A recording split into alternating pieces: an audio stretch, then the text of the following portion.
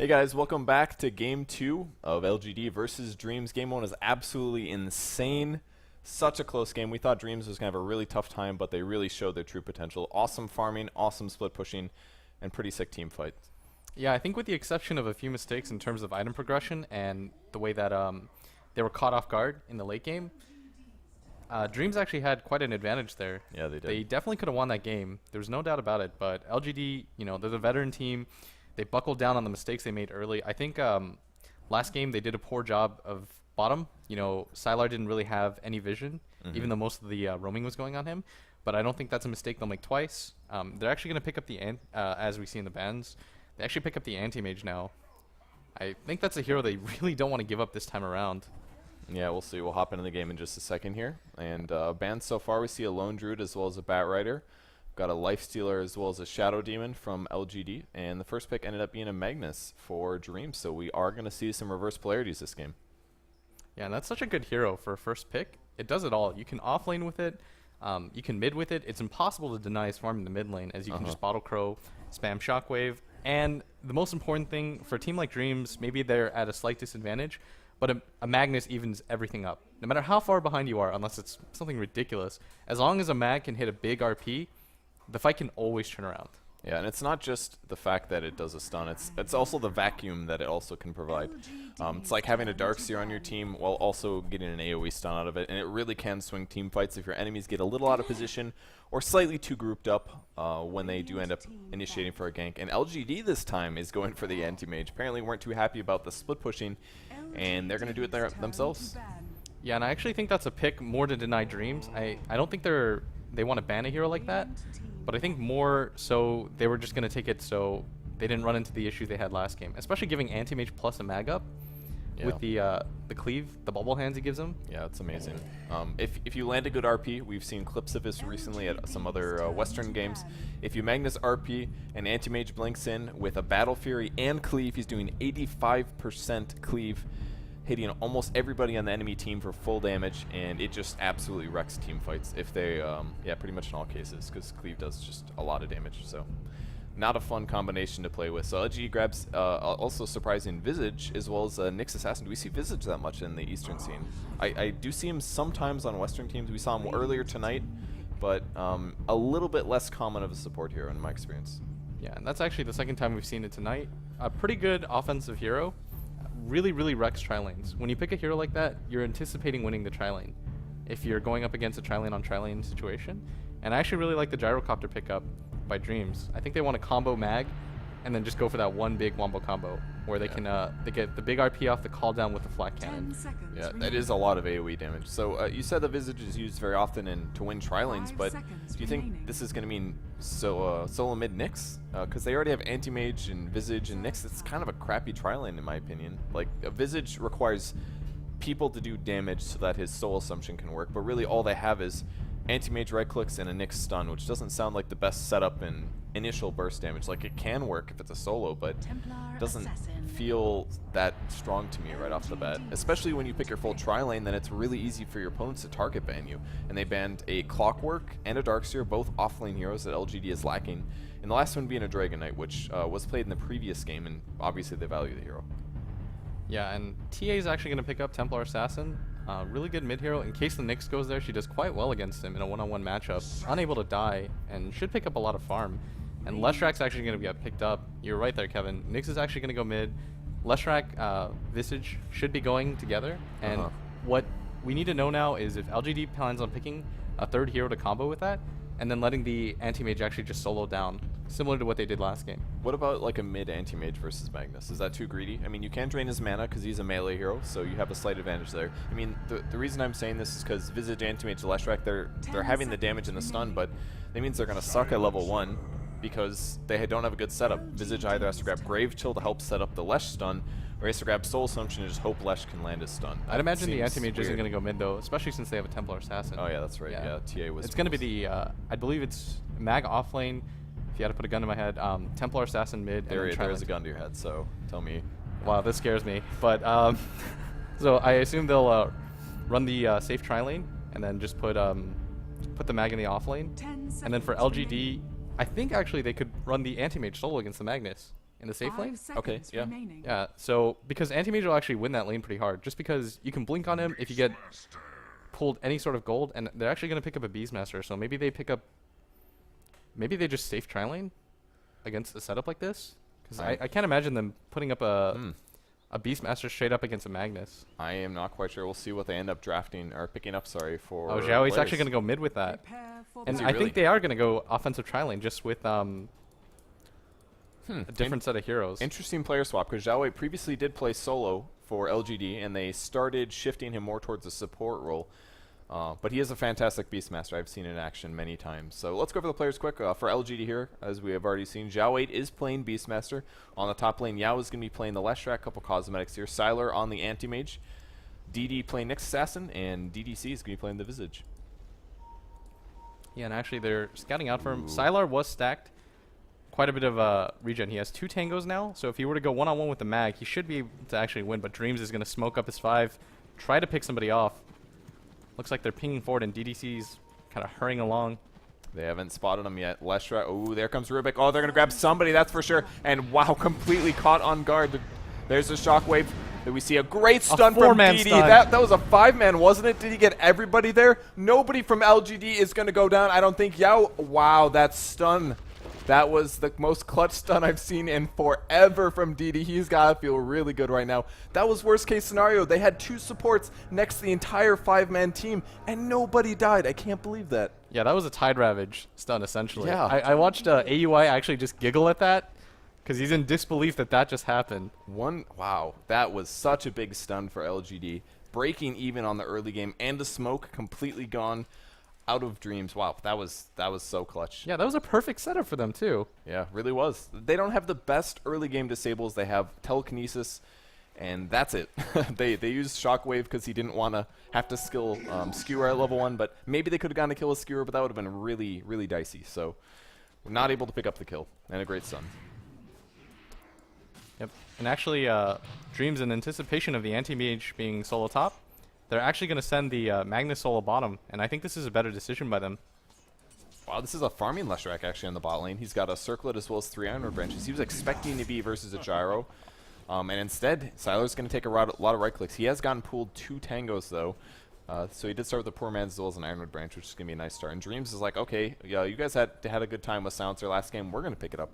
And support Silencer, we really don't see this very often, so it's pretty cool to see him 2 games in a row.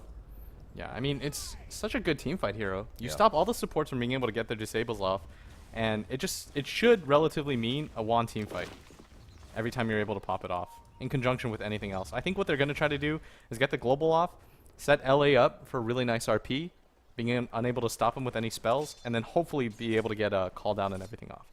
The neat thing about Gyro as well, if the game goes to absolute hell, Owie can always pick up a Divine. That option is always available to him, and Global Silence is able to protect him pretty nicely.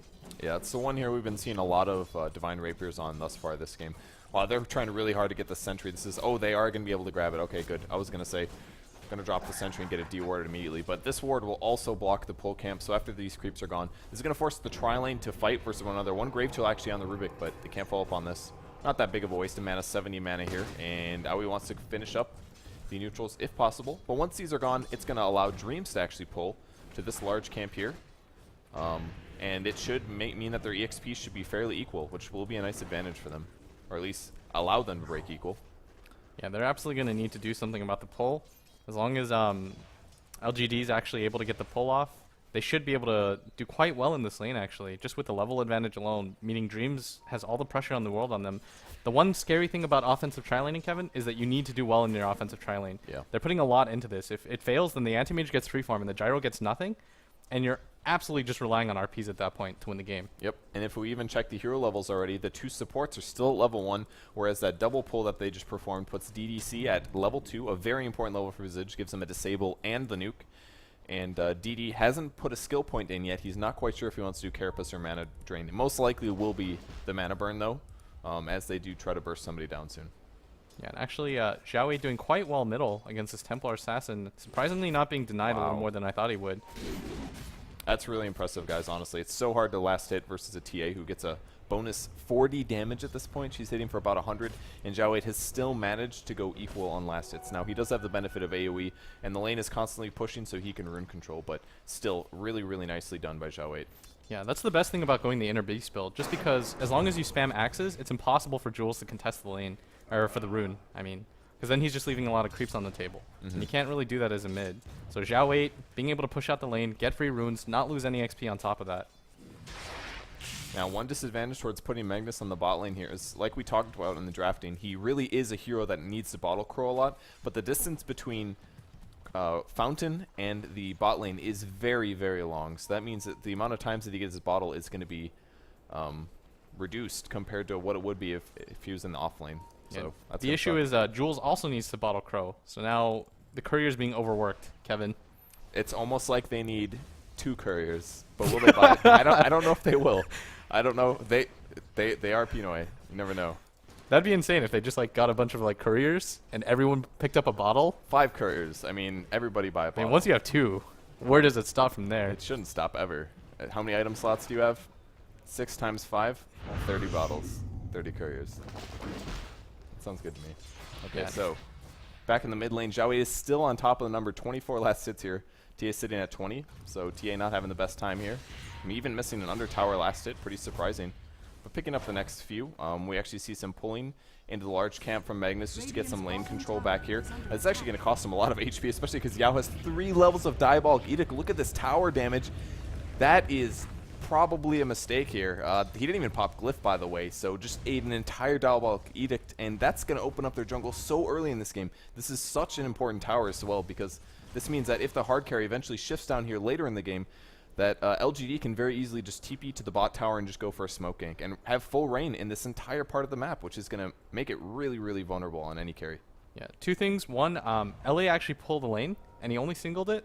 So what that means is he does deny a little bit of XP, but what he's doing is he's forcing Yao out of the lane and making it difficult for him to just Diabolic Edict spam the tower down. Secondly, if Yao actually picks up that tower really early on, it's going to help everywhere. The tri-lane at top should be able to get items like boots and wards, and that should just have a ripple effect on the entire game. So really smart play by LGD, sending the Leshrac down in the long lane just against the Magnus, because he knows that the mag alone just can't force him out. Yeah, and he doesn't need to get lightning or anything. He's not a threat at dying, so he doesn't need more offensive potential. They go on top of the silencer. He's the squishy hero, and he's going to be the first to die. DDC picks it up. Can they also grab Rubik? Rubik has no boots. He's almost out of mana, so he will not have a lift or anything. Here comes the stun from DD, as well as another soul sum, so they get a double kill against the enemy tri-lane. And that's the moment they are waiting for. Big advantage going to the top lane. If we check out the hero levels in EXP, they're actually equal for the supports, but the anti-mage picks up level 5, and all of those assists mean treads for him. Yeah, and Zhao Wei doing the smart thing here. I noticed all the Chinese supports, the mid never ganks to the tri-lane. He actually goes for the long lane just to set up, and this should be a free kill on LA, and that should mean a tower as well with that. Oh, that was so good. The creeps did tank a lot of the Edict damage, but easiest ever split earth from a non-moving target, Axe Roar, and they very possibly could take the tower from here. 14 seconds left on Magnus. I don't think any of the Radiant team can afford a TP scroll this early in the game. The supports are saying, okay guys, we'll just go try to make it in time, but they're not going to. It's over. Edict is going to be casted. They can glyph this. It's going to buy them 5 seconds, but I think the last bit of Edict is going to finish this tower off. And here it comes. Tower gets killed, so LGD opens up the jungle. Zhao Wei can go back to the mid lane, sappy XP until his next roar, and this really, really messes with Dreamz. Yeah, Yao actually has crazy farm. He's leading the game with 37 CS. Wow. He's picked up a kill, and he's got a tower. Like, he's going to be a force to be reckoned with. Whereas LA, he just has a bottle boots and a stout shield. Not really too leveled. He's only level 6. Yao is level 7.5. So, I mean, this game just not going the way of Dreamz. LGD doing a really good job of scouting at the lanes. They knew the mag. You know, I anticipated the mag going top, so I'm assuming that Dreamz did as well. And we're like, oh, we'll just kind of screw with him and we'll send him bottom. But then LGD sniffing that out once the smoking came at top. Yeah. Yeah, it really messed things up. I want to talk about Leshrac's item build a little bit. He's having a great game like we just talked about. He opted for a Treads with a Bracer, and I'm a little surprised about the Treads. For carry Leshrac, sometimes we see more of a snowball item build, like a Bloodstone. It seems like he's going more that just, I want to be a tank support-ish item build that we normally see from Leshrac. Do you agree with this, or do you think you should have gone something else? No, I actually definitely agree with this. I think that Bloodstone build is actually really greedy to do. I mean, it's my favorite item in the game, but it's actually just a really greedy thing to do, and it makes it so that Yao's going to spend a lot more time farming than he is fighting. Whereas if he picks up this drum or this bracer and he's going to turn it into a drum, or even if it's just for that extra HP, because he's got so little of it, I think just using it to constantly fight is going to be quite a big advantage. All right, well, we'll see if he can make something happen. He's actually killing Ancients right now. Little fun facts about Diabolic Edict. It's composite damage, which means it affects magic immune units as well as buildings. So that includes Ancient Camp. So a little bit of slow in DDC as TA is looking for a kill, but she just has Phase Boots and a wand. So slightly outdated TA build. A lot of the Western scene goes for treads right now, but there is definitely still some merit in the Phase Boots. It's going to hurt your mana pool a bit because you can't tread switch on refraction, and Bottle doesn't do nearly as much, but it will help you kill weak supports early on a little bit better. Yeah, the issue with this offensive tri lane too is that now they're trying to force the issue a little. Oh my god. Ooh, they're going through. They're going to lift on the Visage. Curse as well, and he's running for his life. There's the slow. He can cast one Soul Assumption, but the Rocket Barrage doing some pretty sick damage. Great stun from Yao. He comes just in time with the level 4 Edict. This is a serious amount of damage in the early game, and he does get picked off. Treads are paying off. He's not dead yet. Even a Roar. That's on TA. The axes come through. They get him. 4 dead heroes at 9 minutes, and we're looking at a 0-7. This game is nothing like the previous. Yeah, and actually, did you see how the way they distributed the damage? Everyone took a little bit of damage, and then they just kind of recycled, and then the heroes came back around, did all the damage they could. Fantastic rotation by LGD. A bit of a misplay by Jules. He came up top, so he represented that they wanted to dive, so it was easy for LGD to just wait. Visage is actually quite a tanky hero. They wait for him to get gone on, and then everyone just TPs in. So they're actually maximizing the farm here, and I mean, that Edict just did so much damage. You ripped them apart. And now he's got an Ogre Club as well on top of that at 10 minutes. Oh man, he's going to get a BKB so faster. He actually hasn't even skilled his ulti yet, just level 8, so not too surprising here. I expect him to just go stun Edict ult at this point. As long as he has decent mana and the push continues. Level 4 Edict, that's a dead tower mid. TA's going to try to slow this down, but if she gets close, the Edict can break the shields, and that's the tower. Beastmaster gets it, first stun, Axes, second follow-up, but they don't have Edict. It's going to be a little tough to kill him, but he can go meld. Do they have detection of any kind? They don't, actually. He's going to be just fine. I'm sure he was checking that as well. But they get another tower. Top tower's going to be traded. Gyrocopter picks that one up just about to finish his Phase Boot, so he's quite behind at this point. But things are slowly getting out of control here for Dreamz. Yeah, and things are just snowballing. They're able to actually just fight through mid. The Glyph is actually still down, so they should just take this for free. And DD's going to go Invis as well. Level 6 at 10 minutes with a support Nyx, doing quite well for himself. Nobody should have Dust at this point as well. There's a slow on Zhao 8, running for his life here. He's going to pick up a mech quite soon. Only about 700 gold away. That's pretty good. 12-minute mech on a Beastmaster with Arcane Boots. I mean, it's all right. But I mean, once he picks up that mech, how is Dreamz supposed to engage in a fight? Like, what exactly are they supposed to do? LGD actually has quite a tanky lineup, and Silencer isn't even close to global. He's level 4 right now. Where is he supposed to pick up levels? Yeah, it's very different than what we saw in the last game. He's actually on a very different skill build. He's picked up Curse of the Sound as well as Last Word. I kind of like this build. I think Curse has some uses, at least in the early game. I mean, if you do pop that down in conjunction with Global Silence, it's more damage as a support hero, who normally can only do Last Word. So I think there's some promise. Oh, they're going to swing by around on Jules. Roar. This should be a big fight, too. RP only catches 1, though. They're going back in, looking for another stun. They landed on TA. They caught him before he used Refraction, but things are looking very good for LGD. They want the mech now, but they don't have it. And even Yoshi's getting low. The bats go in, do a ton of damage because Rubik has very little armor. Great double stun here, and another Soul Assumption puts him so low. Great stun from Yao, and the same thing happens. They split damage so evenly here. Nobody died, and they got another kill, especially on a core hero like Magnus. He even blew RP, and another ward going down to get more vision. I mean, this is just such sick play from LGD. They take an advantage, and they just keep rolling with it. Yeah, that was actually a really clean fight by them. If you noticed, Yao and Zhao 8 were right next to each other, and it looked like the perfect RP, and then they just split in opposite directions, and it was just enough. I think if the mag was a little more patient, he would have been able to get both of them, or if he was a little quicker about it, but he wasn't. And I mean, I can't stress enough, LGD doing such a good job distributing the damage. Everyone walks away from the fights a little bit low, but at the end of the day, they kind of watch out for each other, and everyone gets out. Yeah, this gold advantage is not looking good for Dreamz. Over 5,000 gold advantage this early in the game is insane. DD even looking for kills so aggressively because he knows they probably can't afford sentries. He's going to go on the Rubik first. 1 hit, 2 hit, mana drain, puts on the Carapace, going to reflect some damage. He might pay for this one, but he's got a 7-charge wand at least. And wow, he's taking such little damage from these guys. I can't believe it. He makes it out so easily. He just walked away.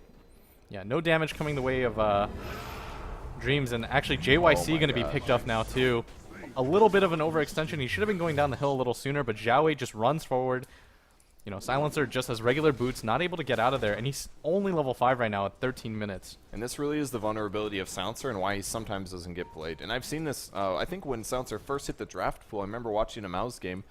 If you get behind with Silencer, he is the easiest food ever. Doesn't have a hard stun, doesn't have very good strength gain. He's not able to forward things like Force Staff. A gank comes on Gyrocopter top. DD is going in. He's looking for the stun. There's not a lot of juke points. He does have a TP scroll. He's got to try it, but DD's just going to blind stun. There's not a lot of places he can hide, and that is a guaranteed kill on the enemy's carry.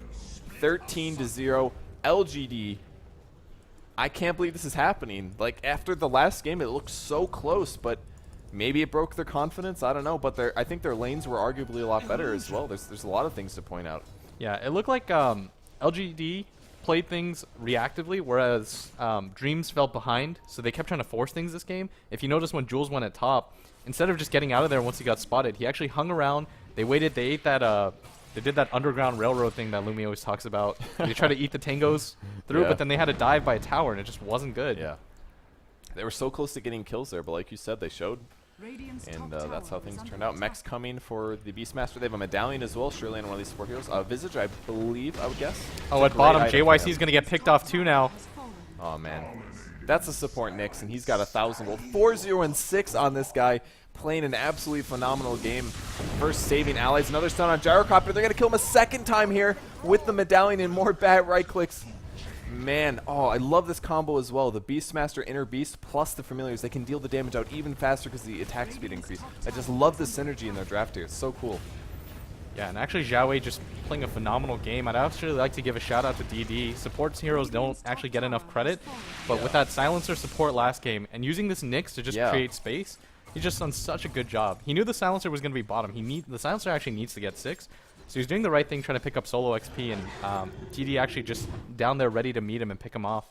Man, and this is the guy they picked up to be put into the qualifiers, if I'm not mistaken. And the way that he's playing right now, it looks like a pretty good trade, honestly. Yeah, it was definitely worth it at this point. Like, he is playing phenomenal. Played excellent first game. He played the Silencer, and now he's just absolutely owning face. It's really fun to watch. Yeah, he's got 1,700 gold. He's pushed out bottom, and now LGD actually just rotates for the last T2. And I think with this, they can actually just go for a Roshan. And with the mech and the level advantage and the item advantage they have, I don't think Dreamz can actually contest a Roshan.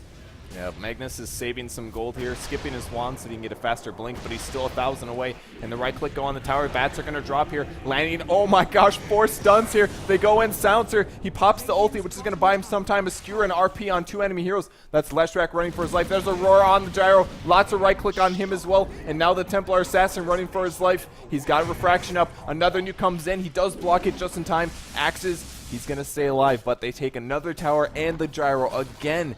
3rd time, 4th time going down. Not close enough for his BKB, and LGD is going to back up and most likely take a Roshan from this with that medallion.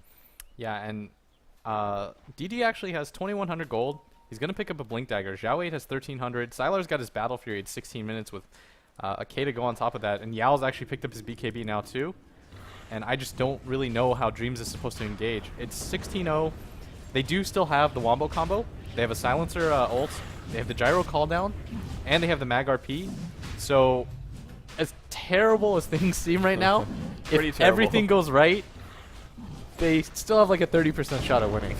That sounds better than nothing. It really does. The first round, they surely have got to get at least a little confidence out of this game, though. They played so good in game 1, but it's looking scary. The Leshrac actually a second ago had more GPM than the Anti-Mage. Not very common for solo. JYC is going to get picked off again. Puts last word down. The axes are going to kill Steel. Xiaowei's happy with that one. Even a Anti-Mage ulti, actually. So, no Silencer, but at this point, again, he doesn't do that much. Global Silence is on cooldown. He's got last word, and he was a little bit too far forward. They actually had wards up. Oh, he just placed this. Oh, and the RP goes off on LA, and they're going to initiate on him, and no RP this fight. Really? He RP'd on that? Oh, no, he didn't have as well. Yeah. Okay, so they catch him. Oh, they roared him. Okay. Yeah.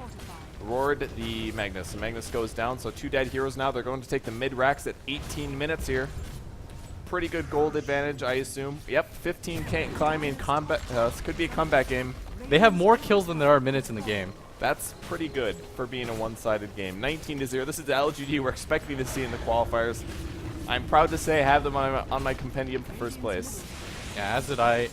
It looks like Dreamz is going to go down here. Still fighting, though. I don't anticipate them being able to engage, though. I think LGD is actually just going to back out here, play really safely, and then just do the same thing to top. Yeah, they totally can. I love Anti-Mage's build as well. I normally don't recommend grabbing an early Vlad's after Battle Fury, but when you're this far ahead and you're totally ready to push, that extra 5 armor actually helps a ton for your creeps and allied heroes. Especially against a TA. It's all physical damage. The extra 5 armor will help out a lot. And Gyrocopter. It helps against their main carry source of damage. So Vlad's pickup here is worth it. He doesn't need the Manta that bad because he's about to just take more Raxes. And once they get a second Rax, this game is more or less over. So they've got to hold on before they get that. LGD is just playing so phenomenally. If you saw the fight at bottom, when the call down came, they all instantly split, and neither of the rockets hit them. And then when the mag runs in to RP, nothing hits them as well. Wow.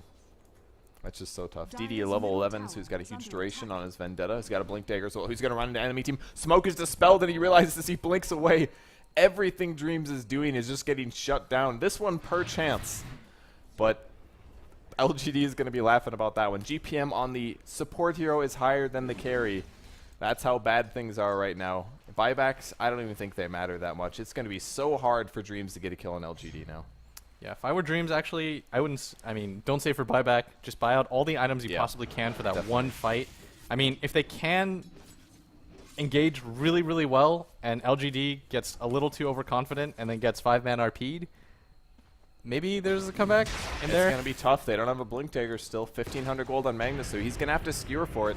A little last word to keep Anti-Mage's HP down. And he actually does pick up a Vlad's Yasha, so really strong Anti-Mage for 20 minutes when your opponents have this little farm. Yeah, and Ellie's actually just going to wait in the back. I actually think he should pick up something like a Smoke, so he doesn't get initiated on with Roar, and then try to skewer in an ult. Man, if they have any left, they use that one right at the start of the game. I think they're going to be a little limited on Smokes here. They actually go in. There's the stun on the Gyrocopter. He still doesn't have BKB. He goes down immediately, and Sylar being really aggressive. He's like, go ahead, RP me. I've got the Aegis. I don't care if I get stunned. It doesn't even matter. Bats are going in, try to stun. Zhao 8 does not quite have his egg in him, so his ulti actually hasn't even used it. DD has popped, and the tower does not have a glyph, so it is going to fall very shortly. Top racks dropping. They're doing everything they can. Great double stun. Anti-Mage goes in looking for the ulti to finish things off. He grabs the Magnus and the Silencer. That's 4 dead heroes, and that's going to be a second Rex going down. 24-0. Good game is called, and Dreamz is going to lose 2-0 versus LGD after looking so good in game 1. Can't believe it. Yeah, that offensive tri-lane, they put a lot of hopes in it. It didn't pan out as well as it could have.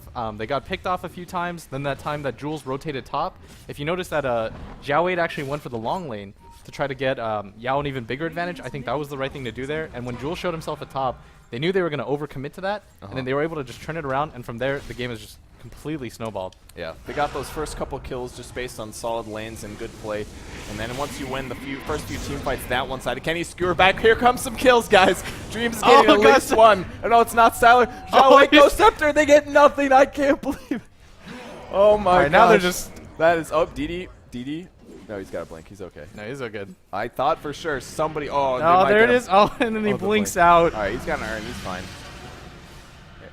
Man, nothing. They won't give him a single kill.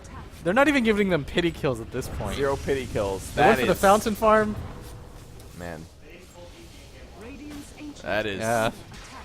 I don't think they had time to be honest. Yeah, that game was like, keep my hands on the keyboard until I win. Do it, Sylar. All right, that's it. Game number 2. LGD takes it 2-0 versus Dreamz. That is so... Wow. That is LGD we've been waiting to see all night, and they finally show their face. Just super impressive play. Absolutely shut them down. Yeah, they rotated so well. That's the first thing I want to point out. Zhao 8 was able to get ganks going really well. Every time he roared, something came out of it. Yeah. And what I'd like to note as well is, gosh, I can't believe they had the guts to put the Lushrek at bottom with that pick there. I mean, we thought he was going to be a support, and